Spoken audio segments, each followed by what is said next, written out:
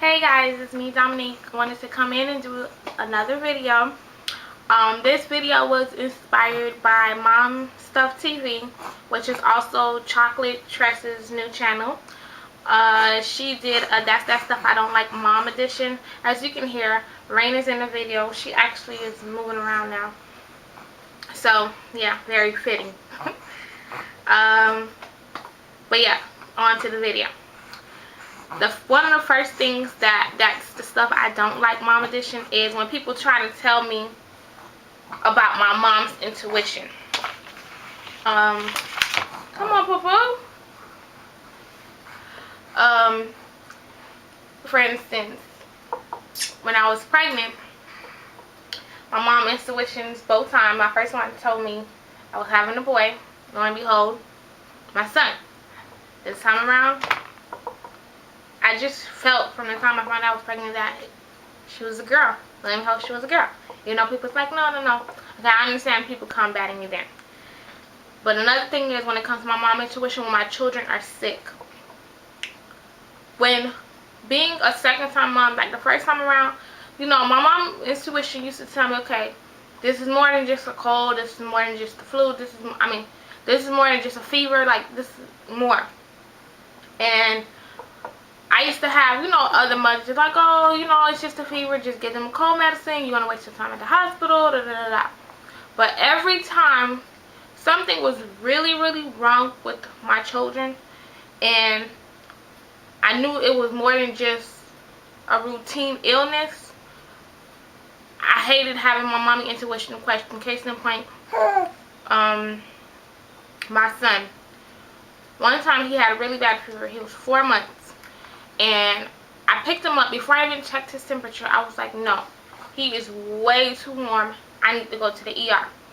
My husband was like, nah, he's probably just teething. My mom, probably just teething. You know, I said, no, this is more than just a regular fever. Something's wrong with him. I don't care. Either y'all going to take me to the hospital, I'm going to get in the car and drive myself to the hospital. And it was like, you know, trying to be like, no, they're trying to downplay. I said, no, there's something wrong with my child. Lo and behold, I go put him back in the crib, getting stuff ready. I go to pick him back up. His eye is swollen like somebody punched him in his eye.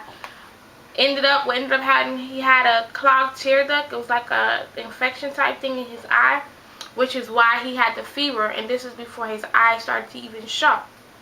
So I knew from my mommy's intuition that it was something wrong with my child. And everybody was telling me, no, it ain't nothing wrong. And then come to find out it was something really wrong besides him just having a fever, besides him just teething. So yeah, that's one thing I don't like, is to have my mommy's intuition question. When I know something about my children, I know. But I'm not one of those parents like, oh, you tell me something about my child and I'm like, oh, that's not, no. A mother knows their child. A lot of mothers knows their child, so don't question my mommy's intuition. When people say, oh, you're so lucky to have your perfect pair. You're done having kids, right?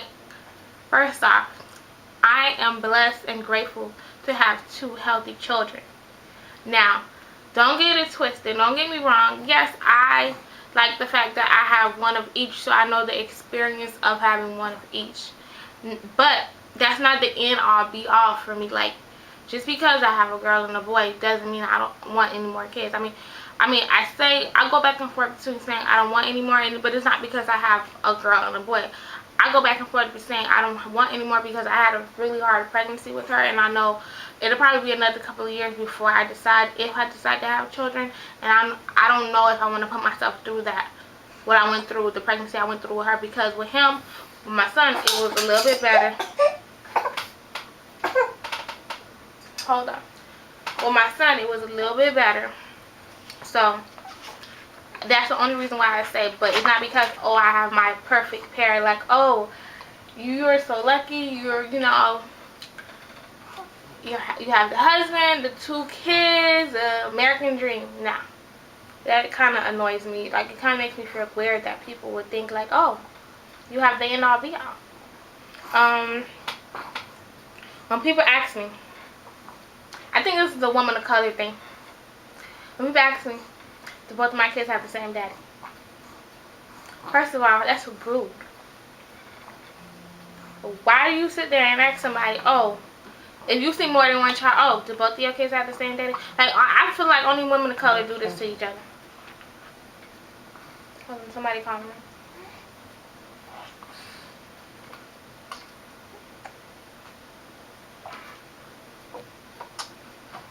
Yeah. Do both of my kids have the same daddy? That's a personal ask question. First off, don't ask nobody that.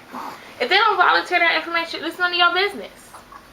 Second of all, yes, both of my kids do have the same father, and he's my husband. If that's what you wanted to know. But I don't like that question. That's very rude. People tell me what and how I should do things with my children. When people try to tell me how to discipline my children, how to teach my children, what routines when people say, oh, your child shouldn't be watching TV so much, shouldn't be playing video games. He's 6. My son is 6. Everybody has a different parenting style. At this point, I know how and when to do things with my child. I know my child. So, for you to sit there and tell me, oh, he doesn't read enough, he plays too much video games, he's on the computer too much, wrong. Because my child is 6 years old, he attends a magnet school, and he gets all A's. A B here and there. So I think I kind of got this right now. I think he's kind of okay. And he's not a, and then they like to say, what, if they're on the computer too much, or if they're in the video game too much, they don't know how to socialize. My son is more social than his mom is. My son is, if anything, he's like his father when it comes to being social. Yeah, he plays a video game. He plays on the computer. He knows how to go outside. He knows how to play with the basketball. He knows how to play with the football. He knows how to skate. My son has rollerblades. So he's very well-rounded. So I don't like when people see him tell me my son plays video games or on the computer, or he knows too much about the computer. He's a smart kid. But he's also a well-rounded kid. He's smart. He knows how to be social. And he knows how to be active. He doesn't have a problem going outside to play. Another thing is, when people try to get on me about my 6-year-old playing with my 5-month-old, I'm their mother. I know how to tell my son what not to do with his sister. That is his sister. I don't like when people come around who don't live with us or who don't interact with us as much, tell me, oh, you shouldn't have him picking her up. He's 6 years old. He knows how and when to pick her up. Oh, you shouldn't have him all in her face. You shouldn't have him doing this to her. That's his sister. I'm not going to sit there and say, oh, don't do nothing to your sister. No, I'm not going to do that. My son knows how to pick his sister up, knows how to hold her, knows how to play with her. If anything, when my son comes around and he doesn't play with her, she knows there's something wrong with her brother, and she'll go to making noise. She wants her brother in her face. So, don't sit here and tell me my son should not interact with his sister. My son shouldn't do certain stuff with his sister, because I wouldn't let any other 6-year-old play with her because they're not used to her. But her brother can play with her. Her brother can talk to her. Her brother can touch her. Her brother can hold her. Her brother can even feed her. When people tell me, why you don't do this? You got all day to do this. Yeah, if I was just a mother of a 6-year-old that was in school all day, yeah, I would have a lot of free time during the day to get a lot of stuff done. But being that I'm a mother of a 6-year-old and a 5-month-old that stays home, my 5-month-old who's attached to the hip, if I don't get some stuff done during the day, it's not because I'm sitting on my ass not doing nothing. It's because I'm attending to my child who's attached to the hip. For instance, if it's a day where I'm able to clean up the house and take care of my child, but then after that I want to do something for myself, like polish my nails, do my hair, do some writing, do some reading, Oh, why didn't you do that earlier? You had all day. Really? Really? I had all day? I had all day when I was cleaning the house, cooking, taking care of a 5-month-old. So when I want to do something for myself, I had all day to do it. No, I did not have all day. Or, you should do it when they're sleeping. Okay, so if I'm doing stuff around the house, and if I'm doing my housely duties and taking care of my children, I have to wait until the children are asleep. So when do I sleep? I hate that people think that because you're a stay-at-home mom, the only way being a stay-at-home mom allows you to do certain things is when you have school-age children and you have that 8-hour block to do stuff. But if you don't have school-age children and you have infants or toddlers, no, you do not have all day to do stuff. When people with no children try to give me parenting advice, prior to having children, I always said I would raise my children a certain way. I would do things a certain way. And I would do the stuff all across the board with my children. Post having children, every child is different, number one. The stuff I did with my son, I'm not going to be able to do with my daughter because they're two different, first of all, they're two different genders. They have two different personalities. So, when somebody who doesn't have one or two children tell me what I should or should not be doing, I have a problem with that. Because don't say what you would do until you're in a situation. You don't know what you would do or how you would do it until you're placed there. There's a difference between looking out and saying, oh, well, if that was me, I would do this, and then actually being in a situation and doing it the way you said you were going to do it. It doesn't work like that. When other children are messing with my children and the parents just sit there, or when I raise my children with manners, I'm raising my children right, and you let yours run rampant. For instance, if we're at a birthday party and everyone is in the line to get on the slide or to do something, here your child coming with no manners, don't know how to stand in the line with nobody, running your household, comes and gets in front of all the other children who've been waiting patiently, and then you just sit there and let it happen again. And if anything, you're laughing at it because you're like, oh, he just wanted to do it. No, teach your child some better manners. Everybody else's child knows you have to wait your turn. Your child should know you have to wait your turn. If your child doesn't know, you need to teach your child. Or if my child is just sitting there, here come your child. So you're not teaching your child it's not okay to just walk up on people and hit people? That's what I have a problem with. And you sitting right there, you're not saying, your child comes up and you're not saying, no, stop, don't do that. You just sitting there. I have a problem with that.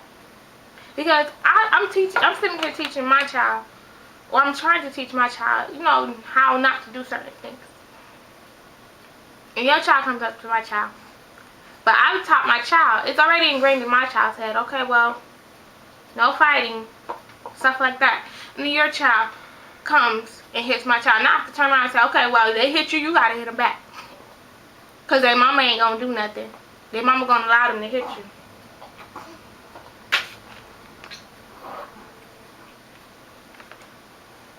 When people try and kiss my baby, I hate it.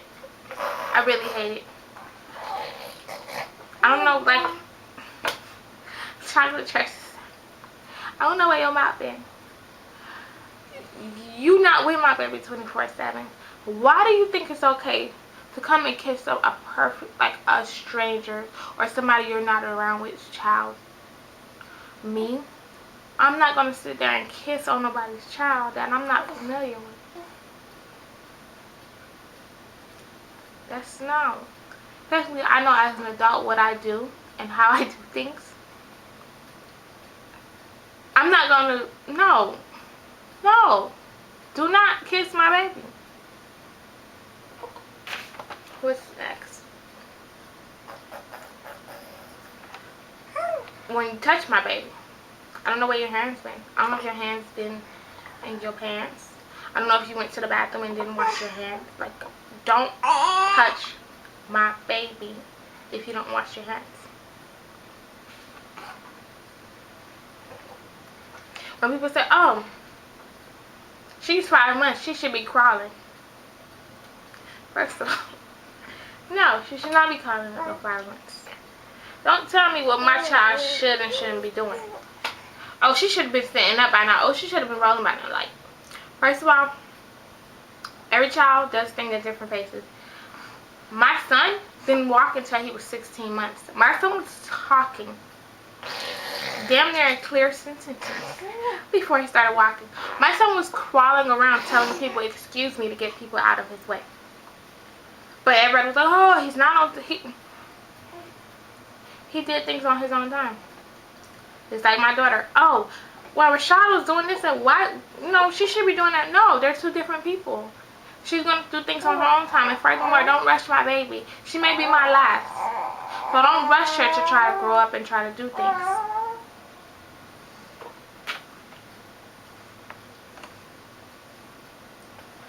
Yeah, and when people tell me, oh, you have your boy and your girl, you should be done. I think I said this early on in the video. No. First of all, if it was up to my husband, we would have way more than 2 children. Because he loves kids. Anybody that knows my husband loves kids. My husband loves interacting with kids. My husband was a football coach. My husband would be the one to take all the kids to the park. He's the one that has the kids in the kitchen cooking with him. Like, everybody knows my husband loves kids. So, just because I have a girl and a boy and he has another son, no, we're not done having kids. Now, some days I go, like I said before, I go back and forth only because my pregnancy was so hard and because I don't think we're in a financial situation to have more than the kids that we have. But if things seem to change as far as the financial aspect, we may consider having another child. May. But I don't like when people say, oh, well, what else do you need? You have a girl and a boy. No. I'm blessed to have 2 healthy children. And if I want to have a 3rd healthy child, or a 4th, or a 5th, I'm allowed to.